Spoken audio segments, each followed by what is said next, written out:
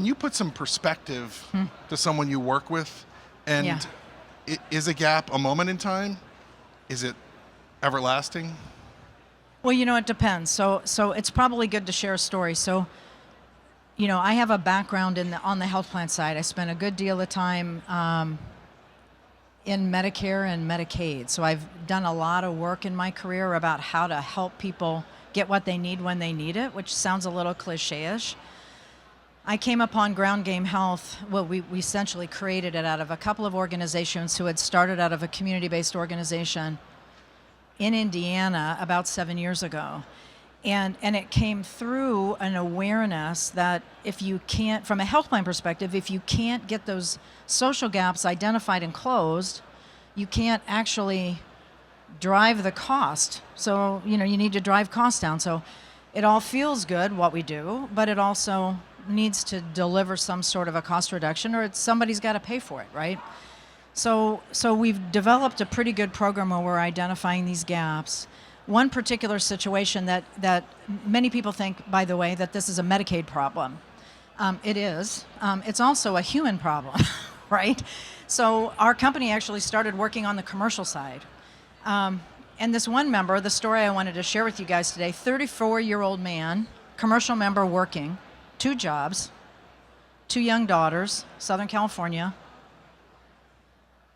has HIV. Okay, so he came to us through a traditional social referral, not a particular cohort, like not somebody trying to drive down clinical costs or something or get pharmacy metrics met. We talked to him. Our model is actually an engagement model where we reach out to that human being and have a conversation with them. We talk to him, build some trust, find out what's going on with him. So he had a $4,000 a month pharmacy bill, 2 daughters who could not, he was worried they couldn't eat, and it made him nervous that he was going to lose his house and then he wouldn't have anything. So he was very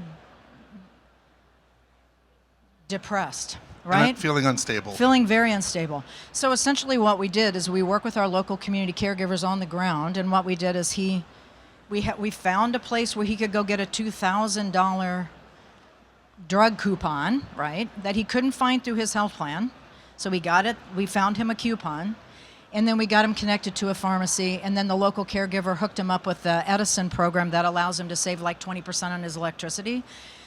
And all of a sudden he's like, oh my God, now I can save my house. It's a very moving story. We share those.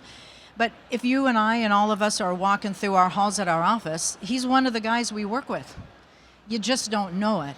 And so part of the art of identifying these gaps, as we believe, is talking with someone in a way that allows them to tell you, and then work locally with someone who knows how to get that done to fill those gaps. And those are the kind of gaps. So there was actually a clinical one essentially in there because it was stopping him from getting his meds. But most of it was his social need that was preventing his well-being. So that's the kind of work that we do, and that's how we define gaps, and that's how we close them.